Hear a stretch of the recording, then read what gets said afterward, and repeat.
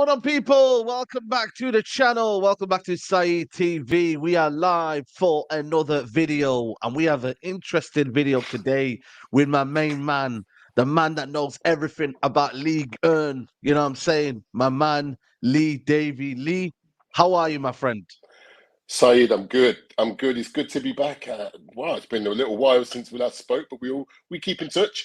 And Yeah. yeah, I'm really good, my man. And let me just say, just before we get going, thanks to everyone who's tuned in. Apologies for being a little bit late. This is not on Saeed.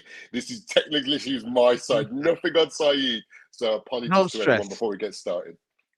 No, absolutely, man. Big up to Lee for giving his time, man. This guy's a man who's doing a lot for himself. And like I said, journalist on Sky Sports, Liga and TV. He's doing bits, man. So make sure you follow him at Lee Davy on Twitter, on Instagram as well. And you know what? Last time we spoke, funny enough, was in June when we were speaking about Todibo. We're actually speaking about Jim Ratcliffe still as well, but in a way that we didn't think that he'd be front runner right now. But yeah, listen, we've got a lot to discuss.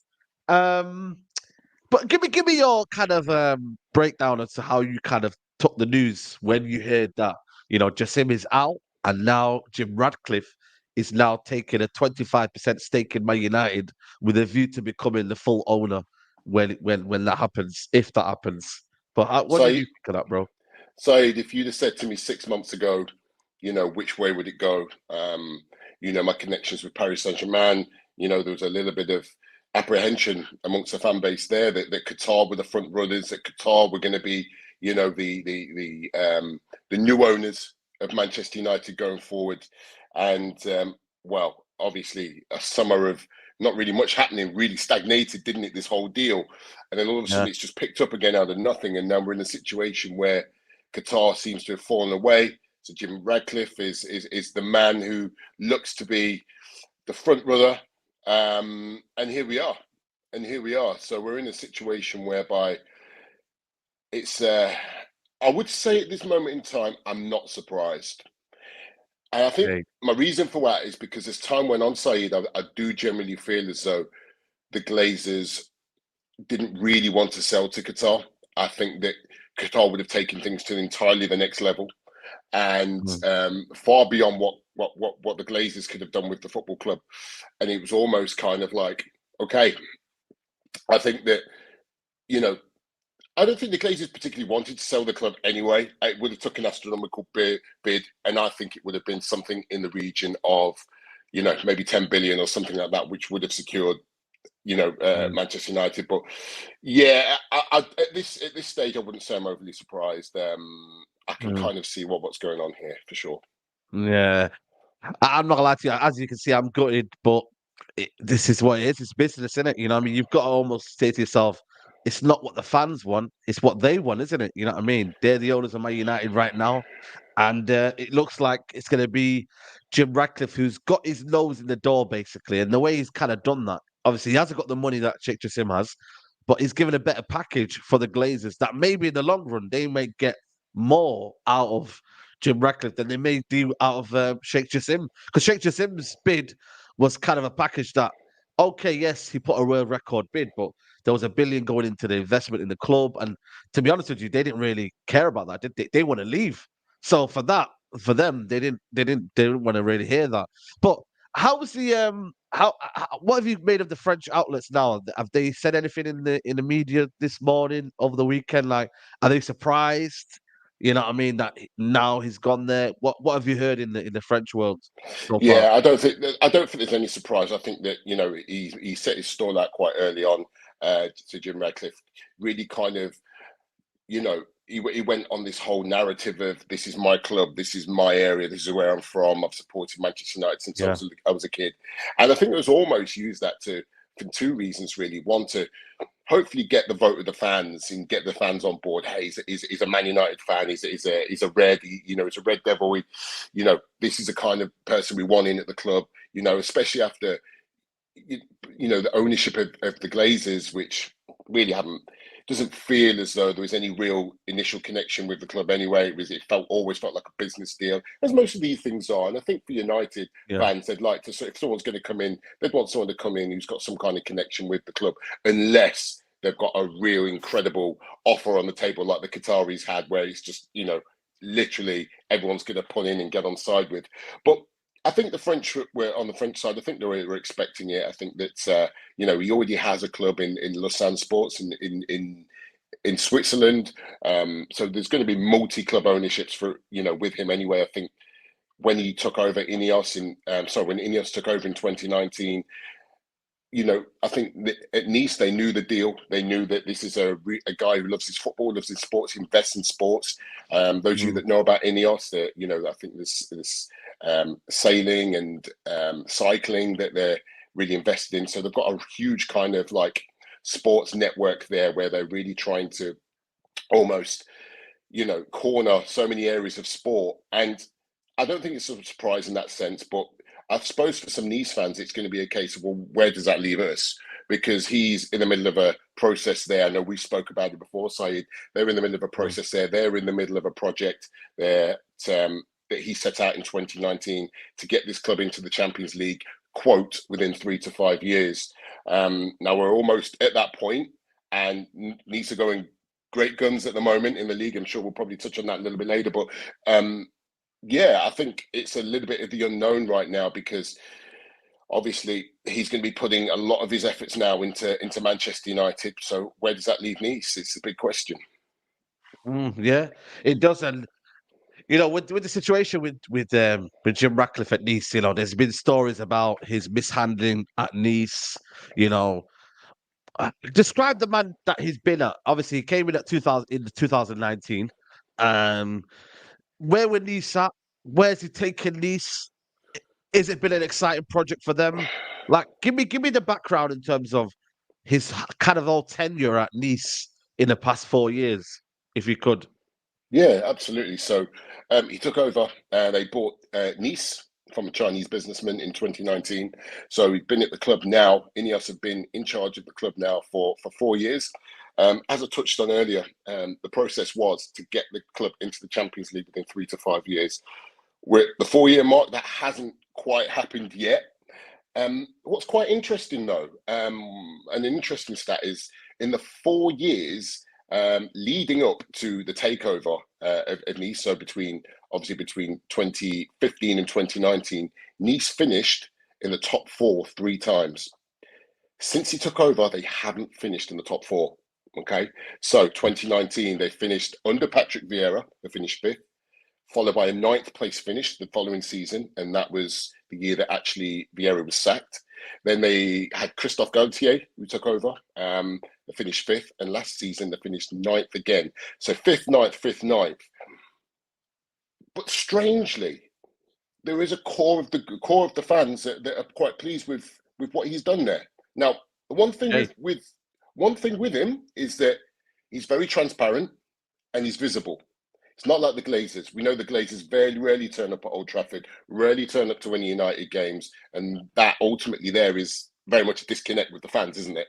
So, when you just, for example, you look at Newcastle and you see, the owners of, you see Piff, you see Amanda Stavely and all the consortium. They're very active. Pretty much there every game, aren't they? You've seen the Newcastle All or Nothing on Amazon. Again, they're quite a big part of it, aren't they? So they're really very hands-on. What I will say with Jim Ratcliffe, he kind of sits somewhere in the middle side. So where you've got the Glazers who are very almost laissez-faire, kind of one side don't really get too involved, certainly not really visible. And then you've got the Newcastle owners who are very hands-on. I think Jim Ratcliffe sits somewhere in the middle. So what you've got there is a guy who will turn up to games. He is visible. He will kind of wave to the fans and all of that. But you won't hear much verbals from him. He doesn't do a lot of interviews. So the one thing that does do is that, I wouldn't say it disconnects with the fans, but there isn't a bond. There isn't a strong bond right now between Nice fans and Jim Ratcliffe, the same way Newcastle have got with their owners, who are very, they'll stop, they'll sign photos, they'll do photos, they'll sign autographs, they'll do interviews, they're very, very vocal in that sense. So that's kind of how it works with him. However, Nice fans are very, very, I would say, to a point now, and more things have gone on, certainly over the course of this summer, I think there's a general belief that this could be a lot worse. There's a guy who is investing in the club. So he's putting money in. He's buying players. Nice have got a good young squad. I mean, you know, anyone that's seen them this season, the second of the league, the only undefeated team in Ligue 1, 1 point off Monaco at the top, a point ahead of PSG, who are in third. So they're doing okay and they look good. They look good this year. And it seems like it could be coming to fruition a little bit now. So he's investing. They've just invested money into the training ground. So I hope this is kind of ringing some bells for United fans, because these are things that you guys, we definitely need that. 100%. We definitely need that. 100%. So he's just, you know, he's invested a lot of money into the training ground. There's a possibility that could be extended as well. So a real rebuild going in there. You'll know that Nice have got a new stadium, which obviously was built prior to the Euros in 2016. So great infrastructure down there, and he's invested in the team as well. Look, we know that Ligue doesn't bring in huge TV money, so you know he's not going to go and spend 50 million, 100 million pounds, on players, but he will bring in quality players. There's a good recruitment drive there. People like Terran Moffi, those of you that know Nigerian football, great young striker, brought him in for 25, brought him on loan, 25 million. Looks a real player. And I think what's quite important is that with this guy, players like him. Players generally like him. And they like what he's trying to do. And we know that at Nice, it's going to be a slower process. It's going to be a stage by stage. They can't go and pile a load of money in like PSG have done, right? They have got funds, but they have to be cautious with it. Purely because, they don't play a lot of European football, even though they're trying to get there. So, and the TV rights in France the TV money in France is pittance compared to the Premier League. So there has to be a process in terms of how we do things. He's been sensible. He's been sensible with how he's invested. And I think fans respect that. The ultras, which, as you know, are a set of fans that are sometimes hard to please, they're generally satisfied. But I think there's a level of caution there as well. It's like, well, it's good, but we'll see.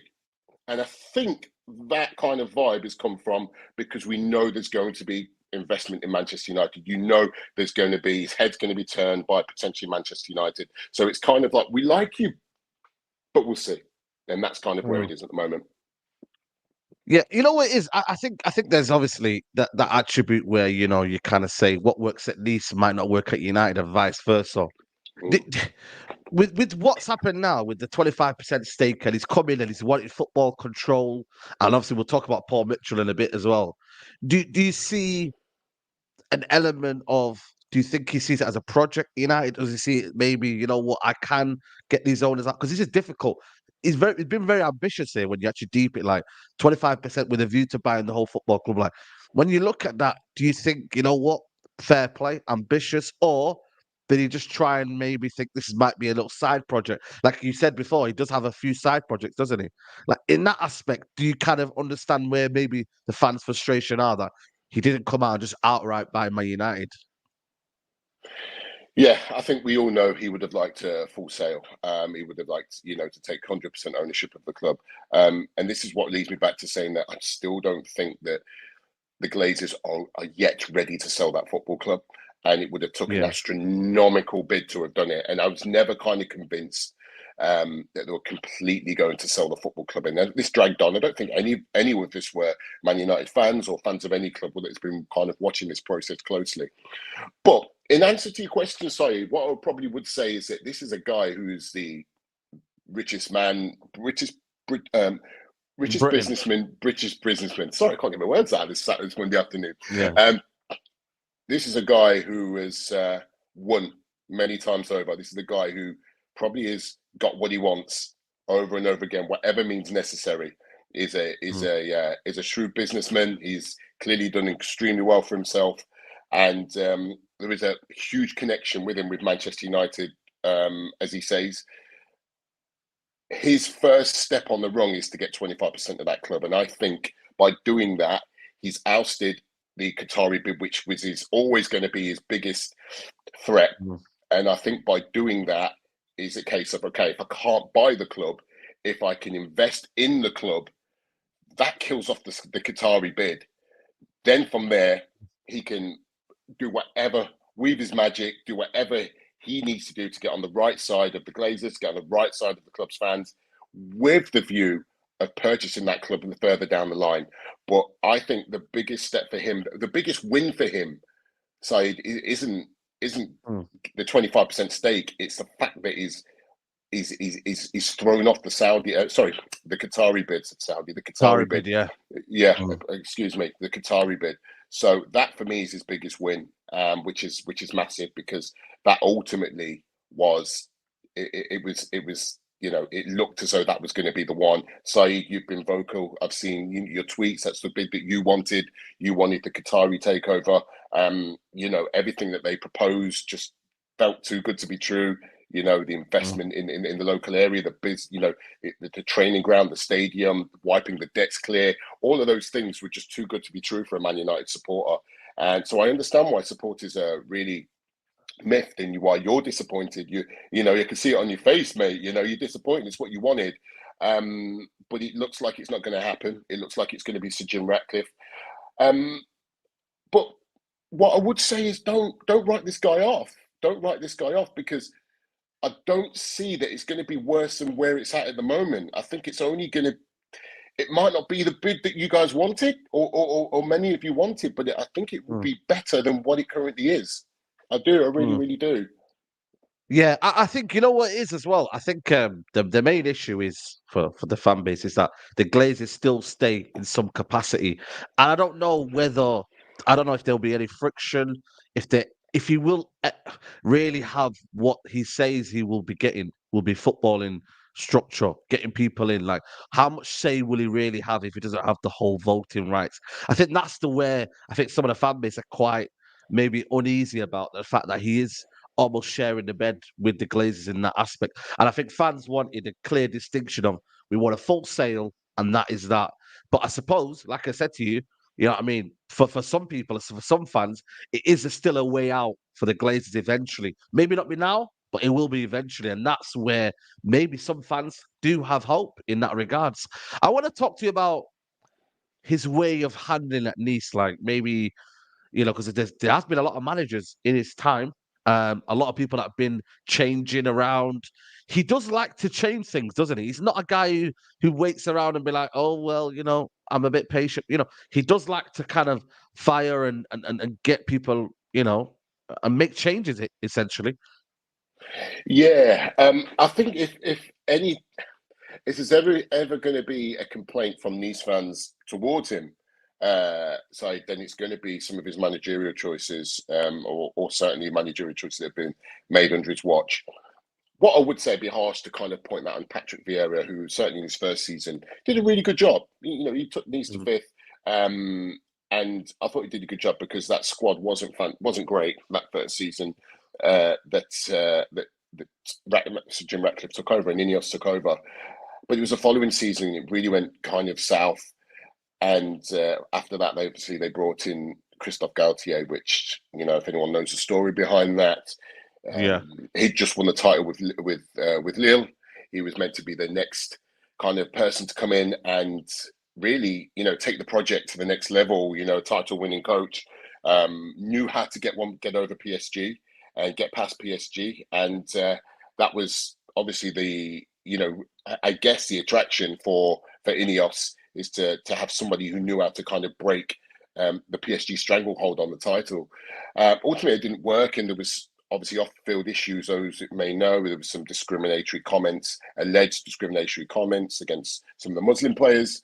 It's led to obviously a police probe. He was arrested this summer over it, albeit over a year later. But it's been a difficult time for him. It didn't work out for him in Nice. I think he finished fifth in his season there. And then since then he brought back Lucien Favre, who was the coach previous to Yeah. Ineos being there. Did some great stuff there, Swiss coach. And Yeah. again, didn't work out. Brought a coach back, it didn't work out. A lot of people say, don't go back. Certainly was the case for him. It just didn't feel right, went flat. And ultimately it's not been great. From a managerial standpoint, there's been some poor decisions made in that sense. So going back to what you were saying, again, it's okay, not a great track record of managers, but how much say would he have in the future? That's I don't know whether that's from players. I mean, I suppose that's yet to be determined. What kind of say he would have. I would guess at 25%, he would have quite a influence on certain aspects of the club at 25%. But it remains to be seen, I guess. Mm. One of the influences that he does want is Paul Mitchell, who has a record in Tottenham, Southampton, Yeah, and most recently at Monaco. But yeah. he's only been there, what? How long's he been there? Like 2 years, or is it less than a year? Yeah, I'm not yeah, quite sure. 2020. Yeah, he joined in 2020. After he left Tottenham, he went over to Leipzig in Germany, worked with the Red Bull Group and helped, obviously, sporting director. He's been mainly a sporting director. He's had one or two different roles. I know he's had a different role within the Bundesliga, but certainly been working over at Leipzig and helped bring some of a few of the players through. People like Tyler Adams, who's Yeah, who obviously played at Leeds. Nordi Mukiele, who's now at Paris Saint-Germain, Mateus Cunha. So, yeah, he was responsible for bringing players like that through. And obviously at Monaco as well, he joined in 2020. He was, I think, one of the first players he recruited there was our old friend Saeed Axel Disasi, our friend that we've precisely. had a Yeah, few yeah, conversations about in the yeah. past. And Braylon Bolo, another one. Braylon Bolo, the Swiss forward who's there. Swiss forward. Yeah, Yeah. So look, he's got a good track record. Paul Mitchell is very highly thought of in France, and he's done some great things in the Premier League. I mean, for those people that don't know some of the plays, he's mm. been involved in it, certainly in bringing through it at Southampton, at Spurs. Sadio Mane, one of them. Virgil van Mm. Dijk. These were Paul Mitchell signings. At Tottenham, Heung-min Son, Dele Alli. I know things haven't worked out for Dele, certainly in the last few years, but what a talent he was when he came through. So this is a Mm. guy who's unearthed some real talents, and as I said, really highly thought of in France, and he's been linked with United for quite a while now. Even before he Yeah, went to yeah, yeah, Monaco, yeah. there's been links with that he would make that transition to Man United as like a Mm. director of football or sporting director, as it's certainly referred to in Europe, and certainly I could see that happening. I could see him moving on and going to United. I know he's mentioned a few times before that he'd like to go back to the Premier League after being in Germany and France. And I would. I wouldn't rule that one out. That's something worth definitely keeping an eye on. Mm. Well, so obviously he has left, and you know what I mean. Has it been a smooth sailing exit? Has there been kind of any conflictions? What's the reason he's left? Because, like I said, Monaco are doing well at the minute. You know what I mean. They're not doing too bad. Is there been a reason why he's leaving? Because he does like to move around a little bit in that aspect, in that regard. But is there a reason why he's left, or is it just a formality? Not that he's come out. Not any underlying reason that he's come out and revealed. I think for him, he just come to the end of the road. Certainly, he worked with Paul Clement, who's just took over. Paul Clement, excuse me, Philippe Clement, who's just come over, Yeah. who's just took over at Rangers, and he worked with him, and it didn't end well last season. So whether there was some tensions, obviously Clement was ousted as a manager after a really poor finish. Monaco didn't even get into Europe. Mm. They missed out in the Champions League at the start of last season in the qualifying round. So it wasn't a good season there. So it feels like one of those just a parting of the ways, I think, and just a Mm. fresh start. It doesn't appear like there's any animosity again. Whether that information will come out at a later date. But I think going forwards, United move would make sense. It really does, because I've just read out some of the names he's been involved in, some of the work that he's done in various European leagues, and he's got a great track record. He really, really has, and it feels like it would be a good fit. It really, really does. So we'll see what happens with that one. I think it's worth keeping an eye on, because I think United need some fresh faces. They need a new energy in there. And I'm not just talking about, in the boardroom, we're talking about the training ground. We talk about the stadium. There needs to be a fresh energy. And this is why I feel that this move to bring in Ratcliffe, for him to kind of buy this stake in the club, really could be a positive thing, even if it's not entirely what everybody wants. We know that people Mm. want the Glazers out. We know that. But I think it's going to be a slower process. I think there's a stubbornness there. And I think there's, and they're entitled to do that. It's their football club, they're entitled to do that. It reminds me a little bit of Mike Ashley when he was leaving Newcastle. It's one of those where you're just going to have to sit tight, grit your teeth, and just wait until the pain and suffering ends, Saeed. Yeah. But I do think it will happen. I do think the Glazers will eventually sell up. And I think it will be sooner rather than later. Maybe this is just the first step on the rung of the ladder by getting Sir Jim in. And this is why I said earlier that I do think it might be a positive. I want people to try and look at it as a positive, even if it's not quite what you want it to be yet. Mm. It's you know what, it's kind of interesting to see it from a non-fan point of view, you know what I mean? Because obviously we're all speaking maybe emotionally as United fans, Yeah. but when you speak of it from a different point of view, and the positive steps he has had at Nice, in kind of maybe closing the gap, maybe it is something that can potentially work. I think it's all down to the fact that can he bring his freshness in his ideas? Is he a man who is obviously he's now 72, now 73, does he have the energy now to kind of do it? I don't know. We have to wait and see in that regards. But there is that idea of the debt and whatnot, and will he be able to kind of clean the debt? What substantial money does he have? I mean, they have spent an average of 90 million, is it, a year at Nice? Is the amount of money they spent, haven't they? So, obviously with United, it's quite different in that regards. But what do you think in terms of the money wise, in terms of Nice spending and whatnot? How do you sum that up and do Ineos have the money to kind of be capable of getting something in here? The short answer to that is yes, definitely. I think he shows that he's in this for the investment, to invest into the club, and so certainly from a Nice perspective to make them a bigger and better proposition. Look, they're located. They've got a nice stadium. They're located on the south of France. They're looking at that and thinking, well, from that perspective, we're on the Côte d'Azur.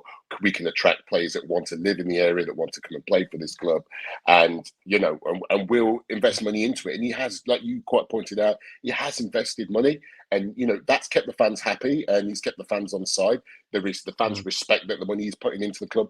But as I said, you can only invest so much in a Ligue 1 club because without making a loss, just purely because when it comes to TV money and TV deals, it's just not there. It's nowhere near a par with the kind of money that you're going to get in the Premier League. It's just the Premier League's so incredibly well marketed that you have to be careful with your money. So yes, okay, we could look and say he's invested 90 million. That for Nice is a lot of money, an awful lot of money for a club like Nice. So he has kept the fans happy by that investment. Now, being at Manchester United, I think it'll be a different ball game in terms of wiping the debt. I mean, there's a lot of debt in that club, and whether he, I don't know his role as of yet. We're still speculating in terms of what kind of what kind of influence he's going to have, and to what extent. But he will certainly. He's one that likes to invest his money. He'll put his money where his mouth is. If it's something that he's involved in, and no, I don't think United fans should be worried about investment in the club. I think he will certainly put up his he'll put his hand in his pocket. I really, really do. If he anything like he's shown at Nice, then he absolutely will at United. To certainly deeper pockets he'll have there. I'm sure he'll invest a lot more than the 90 million quid. He's an extremely wealthy man, and obviously if he has got that emotional connection with Manchester United, if he was a United fan, I know he's claimed that himself, but if he is, then hopefully the likelihood is that he will really put his money into the club and hopefully help United get back to where they deserve to be. As well, you got. I think the key thing as well for him this year was to keep the main assets. Todibo. I know we'll talk about that in later on, and Kefren Turam. He did keep a lot of the big guns here. Was that a surprise to you? Because Nice, I mean, relatively not in the kind of you're looking at Monaco, Marseille. They're the top echelon of the Ligue 1. Lille. Are you surprised he kept them players still at the football club when you look at the talents? Liverpool were after him, weren't they, as well? Yes and no. I would say no, because as I said to you earlier, there's a lot of respect for Sir Jim Ratcliffe and what he's doing there, and I think players actually like this. He's had so many ringing endorsements, even from players that have gone on to leave the club, that have come back and said, what he does there. He's a great guy. You can see what he's trying to do for the club. He's trying, the investment in the club, the investment in the infrastructure. He's at games. He's a Nice. He's not just the Nice owner. He's there. He's fully invested, and that's great to hear if you're a Manchester United fan. I think because I know there's United fans that don't feel that the Glazers have been fully invested in that football club. Hence the reason why they would prefer them to sell up and leave the club. So he's fully invested in his projects, whatever you want to call it. In terms of my surprise at this stage, I think Thuram potentially. Because I think that the reason he stayed is very wisely advised by his dad, which everyone will know is obviously the French great Lilian Thuram, and I think part of that is ahead of next season's Euros, is to stay put in France rather than going to a new league, potentially taking a little time to adapt, and potentially doing yourself some harm in terms of making that French World Cup squad. So I think some of that was around staying put until after the Euros and then making his move. I fully expect him to leave next summer. Was there a chance he could have gone this summer? Absolutely. The right bid would have come in and, it suited all parties. Of course, he would have gone. And believe me, those of you that haven't seen him play, he is very, very much capable of playing for a top 4, top 6 Premier League club. Very, very capable, very accomplished young talent with plenty of growth and development still left in his game. Todibo, we've spoken about. Saeed, we did a show a little while back about him. I told you certainly my thoughts on him. I think we kind of assessed him against Axel Disasi when United were kind of showing an interest, and I said to you at the time that Todibo was the one out of the two that if he was going to choose one, he's the one. He's the one that will go on to, I believe, forge a stronger career. I could be wrong on that, of course. That's my prediction. But, certainly he's got all the attributes to go to the very, very top. Still very young, early 20s. And, again, someone that I can see certainly with the right bid leaving next summer. But, yeah, they've got some stars there that have stayed. I think some of it is they've got a great lifestyle down there, a really good lifestyle. And, they're at a club that's growing. It's getting better. They've got a good young coach now.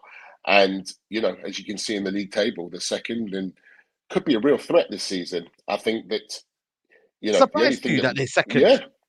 That'd be a surprise to you. No, not at all. Not at all. This is what I would say to people, this is a really open season in Ligue 1, just purely because of Paris Saint-Germain's changes. They've got so many changes. And I'm not saying that they'd be, running away with the league if they'd not made those changes. But what we're seeing now here is the emergence of solid teams like Nice, who have gone, I guess, under the radar just because PSG have had all these stars. They get all the all the plaudits. When we talk about French football, the first thing we speak about is PSG. But there's some actually real fantastic young squads there. I think the worst thing that the French teams do is they hit self-destruct by. They have players and they have a great season and they sell them. They sell them abroad straight away instead of building on them and creating building a squad to challenge PSG. But this is a really open season, and Nice have already beat PSG this season. Yeah, and they'll be up there. I don't think they'll win it.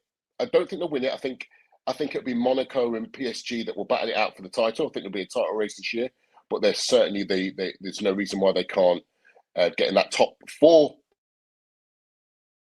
Champions League next season. Obviously, there'll be 5 in the Premier League, as we know. So certainly, you can push for a Champions League place at the end of the season for sure. But for them, though, I don't know what's the rules now. If they go to the Champions League, and obviously Jim Ratcliffe is owner of minority shareholder of Man United, do they still are in the Champions League as well? What's the new UEFA rules regarding that? Is that going to be permissible? Yeah, I again, I think we just need some guidance on that. But I believe, my understanding was that if he'd have took full ownership, then that would have caused, obviously an issue with Nice, and I think that's where some of the issues came from with Nice fans. Hold on, we're a club that you're trying to get into the Champions League. That's what you told us when you took over, 3 to 5 years in the Champions League. But now you want to take over full ownership of Manchester United. So where does that leave our project? So it'll be interesting to kind of see how that works in terms of that. And I think we'll get a better idea as to when we find out, just how much of a stake in the club he's taking. And then, my understanding is that he wouldn't do anything to upset his project at Nice at this moment in time. I do feel, though, that he would probably be open to selling Nice should he take full ownership of Manchester United in the future. I think that's a point where he would probably, stick that big for sale sign up on Nice, but now he'd put his efforts into Manchester United. No, absolutely. Guys, there's nearly 700 in the building. Make sure you guys are hitting the like button on the video. Helps the channel out massively. Get your questions in. If you have any questions for Lee, now's your time to get your questions in, man. Send your super chats in if you want to get them priority in. Dex said, we deserve what we get. United fans only abuse their power. Black and foreign players online and hate Sancho. I'll keep supporting the man, them. RIP United. And knowledge says here, Saeed Lee. If Sir Rat has the best interest of the that this is it now. This is his new name now, because obviously he's gone in bed with the Glazers. It says, if Sir Rat has the best interest of the club, why did he offer full takeover from the beginning? He doesn't have the money to buy the club outright, and its value will only increase. Do you get where they're coming from? Even me, I think the same as well. I think that's fair. I think it's fair. Yeah, I think it's a fair point. Go on. Go for it. No, I think that's a really fair question. To be fair, to be honest, maybe he doesn't have the money to buy United outright. Whether he's been given a set figure, I don't think he ever went as high as the Qatari bid, did he? I don't think he ever outbid the Qatari. No, he never. Qatari bid. He didn't even go close. He didn't get close to it. So that probably suggests that yes, he's got money. We know he's got money. Of course, he has. He's an extremely wealthy man. But maybe if he hasn't got the money, or he wasn't willing to go to the depths that the Glazers wanted for that, and he maybe capped off as much as he'd like to go. Maybe it was at 3-4 billion. He didn't want to go above that, but he wanted the club.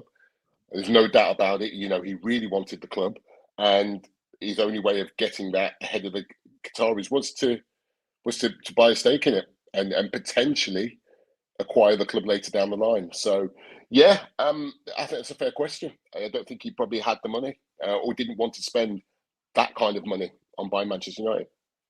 No, 100%. I think that's the key thing here. You know what I mean, and whatnot. We've missed out on Qatar now. They may go elsewhere. You know what I mean? You don't know where they're gonna go. I mean, we're hearing something this morning. I heard something about Tottenham Hotspur maybe, and other clubs like that. And you know what? Sometimes these Qatari owners, they are ambitious, aren't they? They will maybe go somewhere else and build another club. And I think that's where the kind of worry for me is that we could have been that club to kind of build a new future at Man United, build the infrastructure, build a training ground, build a stadium, build everything that you needed, clear out the debt. Like, there was a lot that was on stake here, and I feel like it's a massive missed opportunity, and that's where I think the majority of the fan base, so I'd say, at least 75% of us are feeling right now is that we've missed a massive opportunity in that regard. And they're out now. Remember Khalifa came and tried to do peace talks all of a sudden. That was like the biggest point there. Khalifa coming in, obviously as an advisor, not being involved in the actual bid, but even he came in and tried to maybe work out a deal. It got to that level, didn't it? It's an interesting one, Saeed. And I do think that there's certain fans were looking to think, hold on, well, you own Paris Saint-Germain. You've took Paris Saint-Germain from a club that was worth millions into billions, $1 billion club. Commercially, they're an absolute giant. You just look at the PSG, whether you like them or you don't like them, and I know they're a bit of a contentious club. But you see their merchandise all over the place. They've got shops opening up in all these cities around the world. We've got one here in London. Commercially, they're an absolute giant now. The problem is the footballing project has been the issue, and it almost feels as though you know, although they've made a lot of mistakes on the footballing side, it feels as though they would like a fresh start somewhere to right those wrongs. Mm. And they'd have probably done a damn good job at United, to be fair. They'd have probably, and I don't mean that to kind of stick the boot in on you guys who wanted them in, but they'd have probably done a Yeah. really good job because they'd have learnt Mm. their lessons. I think they'd have learnt their lessons from the mistakes made in Paris. But you know, it's a tough one. I understand for some people to kind of swallow because it's your football club. It's you live and breathe the club. I know you do, Saeed. Mm. This is your livelihood, so you're passionate about your football club, and I know it's tough for you to kind of see what's happening to United in the situation they're currently in. And I just hope that the best will come for United and the best is to come. And I hope, look, for me, this could be the turning of the corner. It's just going to take time. It's going to take time just to see if this Ratcliffe move is a positive one. I feel it could be. I really do. I really feel this could be a positive move. But Mm. it's just going to take some time, hopefully, to come to fruition and hopefully get United back to where they should be. They shouldn't be languishing where they are in the league. It's No. losing Yeah. to Galatasaray. It's Manchester United, for God's sake. It's Yeah. this shouldn't be happening. Absolutely. Knowledge comes here and he says, if he didn't have the money or don't want to spend the money, how can he afford the club 3, 5 years later if the value goes up? Glazers want 10 billion today. Imagine 3, 5 years later what they want. And you know what? This just comes down to, what Ineos have, you know what I mean, and what they're capable of doing, Like they do have a lot of kind of projects, like you said, Switzerland club, etc., etc. But to the level of what the Glazers might want, he may never have the money. It could be a bluff. It could be. You know what I mean? But he has got his foot in the door. And I think for him, maybe this is a dream for himself that he thinks, you know what? I've just completed a dream that I'm minority holder. I'm a United fan and I'm somehow in here. And I may have some footballing structure in place. So for him, it must be a dream for him. If he, he says he's a United fan in that regard. So it's no, it's crazy. This comment here: will he use these to develop United youth?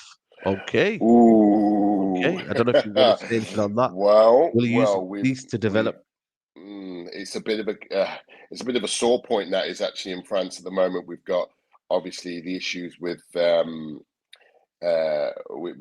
Chelsea and Strasbourg, and it's an interesting one. Obviously, Strasbourg are parts of Chelsea football group, and we've got a situation here whereby we've got players coming from Chelsea, developing at Strasbourg, and unfortunately, Strasbourg are in a situation whereby fans are rebelling against it. They're. I think the Wow. tough part is. I think the tough part is Strasbourg are a very. They're a well-known French club. They're a historic French club. They're not kind of like someone who's just come up from the third division or something like that. They're a very historic French club that have been in Europe and won league titles, etc., etc. So over the years had some of France's greatest players. Arsene Wenger was there when he was younger. When he was a player. Oh. So they're a very historic French club that's kind of been treated like a almost secondary club at the moment. So I know that there's been a lot of rebellion from Strasbourg on that. So, I don't know if Nice would again be in that same situation where you're like, hold on, you're not throwing these players to develop just to take back. Respect us almost. Show us a bit more respect than that. Show this club a little bit more respect than that. So, whereas some clubs will, some clubs won't. Man City, for example, you've got Troyes, who are just relegated to the French second division. They're part of the Manchester City group, Yeah, yeah. and they were doing the same thing. Troyes are not a big football club, and they've kind of took that situation on, and it's not overly been a huge rebellion from fans, but for Strasbourg, for Nice, I think that might be. Remember, Nice are a club that want to get to the Champions League. That's not to say that United's young talent can't help them, get there and be successful. But, I think it's just the way in which they've used almost kind of like a club to develop players. And I think they'd probably want a bit more respect than that. Mm. Just going touching back on Tadibo. Someone was asking, would Tadibo and Thuram suit United? If Jim Ratcliffe comes in, do need sell him in January? Because obviously we need a centre back. I can't lie to you. We do need centre back. Uh, Lissandro Martinez is out for a bit now. Yeah. Shaw's already out. He could play that role. Maguire and Evans, yes, listen, they're not the greatest of centre backs, but do you see a January situation for Man United to come in for Todibo? Would that be possible, or would they be like, not really, because we're in a chat, we're trying to aim for this season, really? Yeah, well, as I said, Nice will be, with 4 places available in the Champions League, and Nice's really solid start to the season. They'll be hoping that they can sustain that and go throughout the season and get to the Champions League, Yeah. hit that 3 to 5 years of getting to the Champions League, and then Sir Jim Ratcliffe is delivered what his promise was. So ultimately, they'll want him to stay. He is a key component of that back line that's just been really solid this season. However, we know that if United was a club the size of United were to come in with the right offer, I think it'd be really, really difficult for Todibo Mm, to turn that down. But also mm, be interesting to see what Jim Ratcliffe's role would be in all of this. It'd be really, really interesting actually. Whether he would sanction a move of that if it ever was going to sanction a move for him to leave in January, then it would be to Manchester United, of course, rather than for Paris Saint-Germain, who've been linked with him also. It would if you're going to sell him to a direct rival for the title, or who's in the title race, then it completely doesn't make sense. So if he is going to go and the bid's right, I think that can happen. I certainly wouldn't rule that out. So yeah, that would be something that potentially could happen. For United, absolutely need some extra cover there. You spoke there about Maguire. At the moment he's a little bit up. That's all a bit up and down, that situation. mm. Martinez is a massive miss, but also I look at Varane and he just, at the moment, I'm Yeah. not so sure his fitness is where it should be. He looks. I know he's picked up a few injuries during his time at United, but he looks a little bit wary to me, Varane, and someone that Mm. you definitely, he's such an important player for Manchester United, but also one that you need adequate cover for when he does pick up those injuries, or little niggling, muscle injuries. Mm. He's 30, 31 now. Yeah, I think he's You know, 30. No, he's is 30. he? He's going to be Is he 31 in 30? Yeah, 30. Yeah, 30. Yeah, is 30. he Yeah. 30? So you get to that age, and 93, baby. Yeah. yeah, so you get to that age, Yeah. Saeed, and those muscular injuries become more frequent. When you get past your Mm. 30s, that's it's simple as that. That's human anatomy and the physiology of the body, and we're all prone to that, unfortunately. So, but you can Yeah. see with him is that he doesn't look as agile, he doesn't look as limber, he doesn't look as dynamic as a defender he once was, unfortunately. And going for someone like Tadibo wouldn't be the worst move. Really wouldn't. No, absolutely. Get your questions in, people, and make sure you keep liking the video. Like I said, you know what I mean. It's going to be an interesting process. The fact that Jim Ratcliffe will be coming in next week, or supposedly, the meeting will be on Thursday, and the fact that he is looking to come in tells you everything you need to know, really. Question here saying, Lee, opinion of Fofana on Monaco. He's been linked to replace Partey. Oh, I didn't know that one. Fofana and Monaco. Ooh. He was meant to leave, wasn't he, as well, Fofana? And then something happened, didn't he? Yeah, he was linked. He was linked in the summer, but here's the thing: he's out of contract next summer. Saeed, he's a free agent next summer. Um, Oh, Now, yes. So I is think he this worth is it? why. I've not watched a lot of him. I've not Yes, watched a lot of him. yes, yeah. He's definitely a good talent. He's got plenty of room to get better.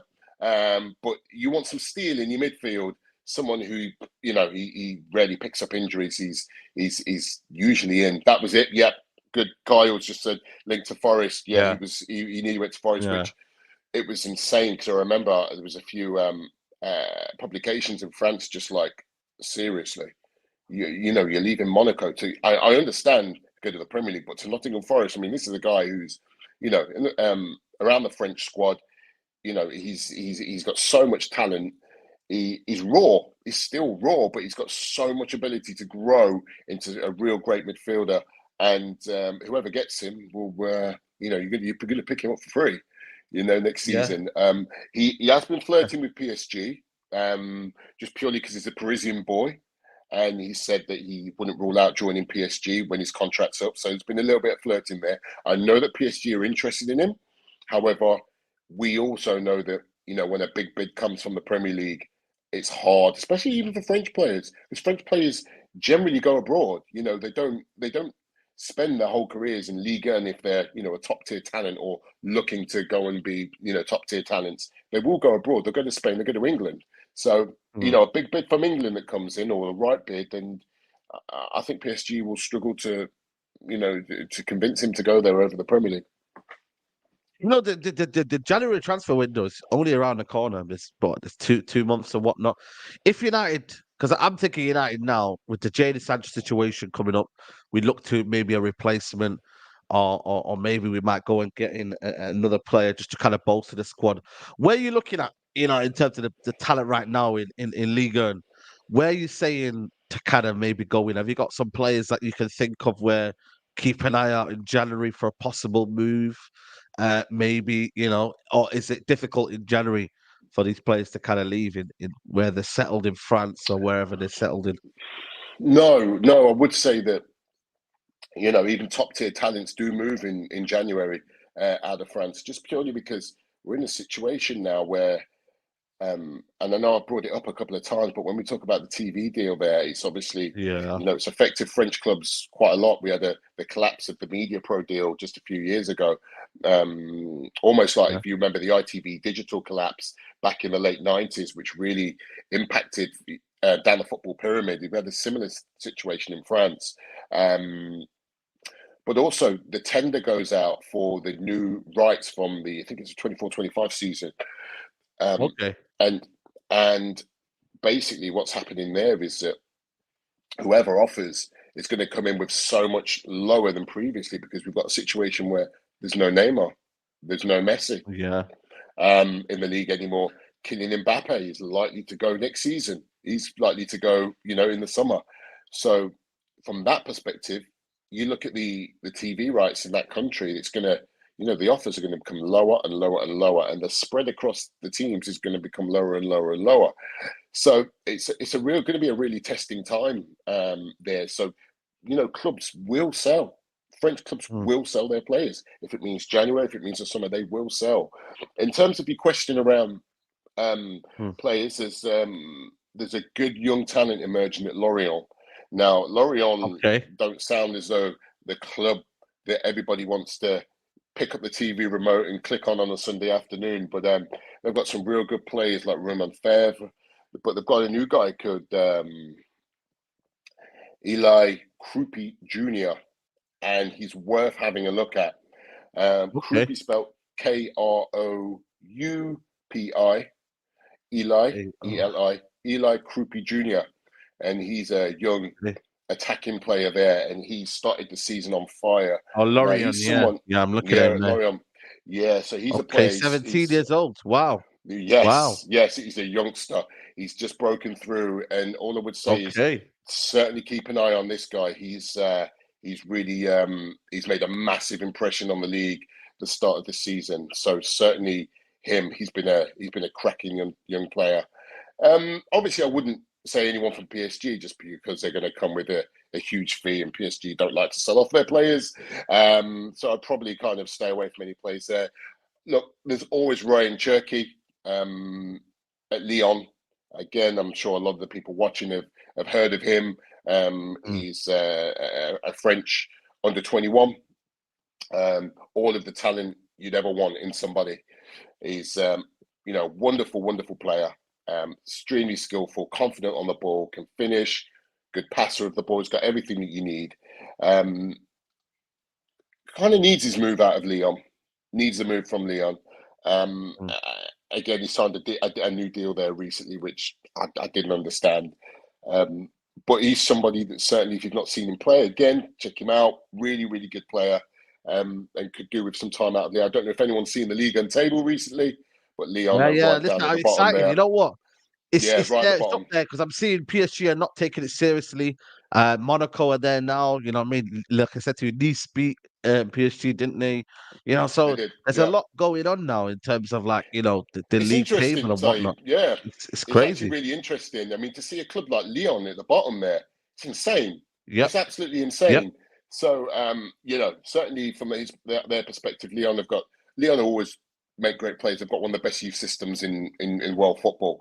Mhm. So yeah, Lyon have always got great young talent coming through. But certainly someone like Ryan Cherky is someone to keep your eye on, definitely as well. Yeah, Ryan Cherky, because Leon, I can't believe it, man. Like Laurent Blanc got sacked. Yeah, I can't believe it. Like I'm looking at the league on table. Have they climbed up a little bit, or are they still are they still there? Let me see where Leon are still. Wow, they're still second to bottom. And you know yeah, what? If they sell up their players, they've got Kakare, they've got yeah. Cherky. I think they've got a centre back as well. The centre back's decent as well, isn't he? The tall one. What's his name? Quite a young centre back. I don't know if I've seen him, but I'm sure I've seen him on pre-season tour. I don't know if they've got a good centre back that they have in their team. I Yeah, could be wrong. they've got such a good. The one thing with Lions, they can always call upon their youth system, their youth players. They've got Yeah, so many good players around that are coming through. They've even got, remember, Lacazette's even there, and still, they've just sold Bradley Barcola to Paris Saint-Germain. Again, yeah, their right yeah, winger. He went to Paris for 50 million in the summer. So yeah, they can always call upon that, but it's going to take a lot to pull them out of this mess that they're in this season. They're in an absolute mess. So, if anything, anyone's looking to, jump in and grab a few young talents, potentially Lyon's the club to go and raid in the summer or even yeah, in January, even. yeah. So no, listen. Let's see. People say Lacazette. No, not for me. Not for me. Not for me either. No, absolutely not. But no, listen. You know what, Lee? You've given your opinion, and like I said, the chat. We're not gonna like what probably what Lee's gonna say, but you know what? This is the reality now. We have to digest the news. We have to take it all in, and we have to see what Jim Ratcliffe is gonna do now. You know what I mean? How much football control does he have? We're gonna have to see, man. You know what I'm saying? And we have to understand everything and take all the information in. But yeah, listen, we'll see, Lee. And hopefully, like I said, the next time we chat, there is more developments in that story, man. But nah, thank you Yeah. for coming in. Have you got any projects you want to talk about? Anything that you've got coming up? Let them know. Yeah, just at the moment, just kind of working on a few bit of content for myself, to covering Ligue 1. But yeah, just at the moment, just focusing on my Sky work down at Sky Sports, and also working for Talk Yeah, Sport in the UK at the moment as well. So just a few things in the pipeline that I won't reveal yeah. yet, but things that you know what it is. You got a few projects, and you reveal it when it's time to reveal it. But thank you for the Yeah. platform, my man. Always appreciate No, it, and anytime. always appreciate coming on your show. It's always always a highlight. No, absolutely, man. Thank you for people for tuning in. 329 likes. Let's get that up, people. If we could get that to 500 likes, that'll be amazing, guys. You know what I mean? We're trying to give you some good content, and this has been an informative content. Like I said to you, man, take it in, digest it, and then we move. I'll see you later on 5 p.m. for the Straight Jacket podcast. That should be lively. Me, Nuruddin, Aaron, and the boys. Tune in for that, people, and then I'll see you there, guys. See you at 5 p.m.